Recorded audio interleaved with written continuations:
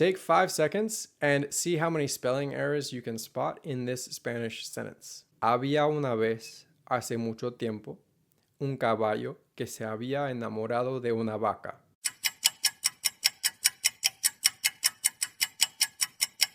How many did you catch? Common spelling mistakes like these are worth paying attention to because they give us critical lessons about how Spanish is pronounced. In this video, we are going to look at some of the more common spelling mistakes that you might see a native Spanish speaker make. And I will show you what we can learn from those mistakes and how to apply them to your Spanish to make your Spanish sound more natural, which is pretty great because it makes you want to speak more Spanish, which of course helps you improve. The first set of letters that creates confusion might be the most common set of typos among native Spanish speakers. We see it in words like tuvo and tuvo, votar and votar. And of course, I'm talking about the B and the V. And the very names of these letters give us an indication as to why they can be confusing to spell. A lot of Spanish speakers refer to these letters as B larga and B corta. So we can't hear a difference just by saying B, and we have to add an adjective in order to know which letter B or V we are talking about.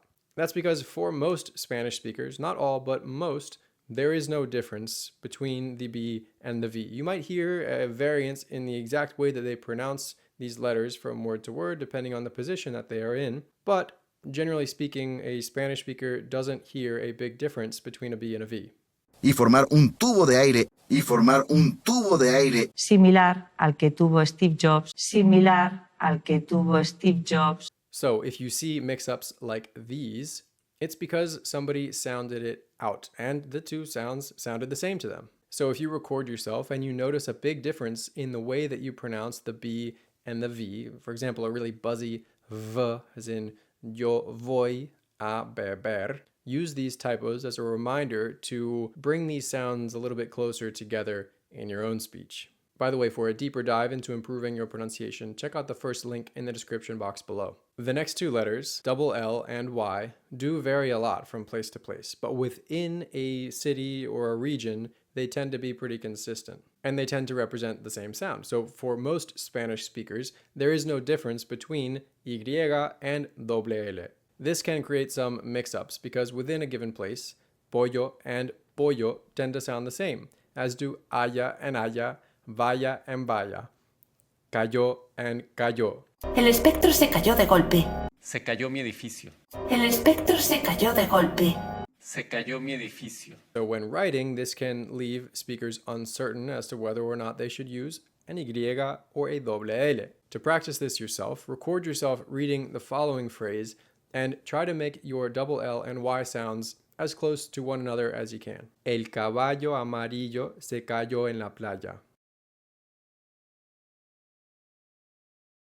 This next letter doesn't really have a sound at all, so it tends to get left out where it belongs and added in places where it doesn't belong. We're talking about the H, la H.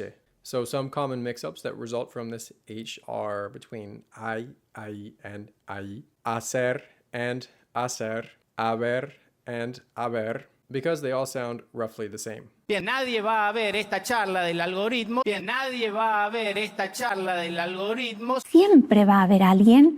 Siempre va a haber alguien. Because the H is silent, people just skip over it when going from one word to the next. So for example, here are two phrases that will sound identical when spoken by most Spanish speakers at a normal pace. Va a haber mucha gente en la fiesta. Va a haber mucha gente en la fiesta. So practice reading those two phrases and see if you can get them to sound as similar as possible. In most of Spain, these last three letters don't really create any confusion because they are different sounds. But in the rest of the Spanish-speaking world, the S, C, and Z create plenty of spelling confusion. So if you see servicio written like this, or fácil like this, or zapato like this, it's because those sounds are the same to the person who wrote them. That means that when we go to pronounce them, we need to ignore what we know about these letters from English and focus on imitating the way that the Spanish speaker pronounces them. So if you are studying Latin American Spanish and you hear a difference in the way that you pronounce zapato and sapo, the first syllable, it's time to come back to those sounds and practice bringing them closer together. Here's a phrase to practice this with. And if you're learning Latin American Spanish, all of the S, CE, CI, and Z sounds should sound the same. El zorro no usa zapatos, pero el cerdo sí. Poor spelling in all of this is obviously not the goal, but I think it is kind of a good sign for your Spanish if you are misspelling these kinds of things. It's an indication that you are thinking about these sounds from a Spanish perspective, not from the perspective of your native language. Which is important because if you're always thinking of B, H, C, and so on from the perspective of an English speaker, spelling in Spanish will be really, really easy, but it will be really hard to shake your own English-speaking pronunciation habits. And if you do want to shake your English-speaking pronunciation habits, this is the video that you want to watch next.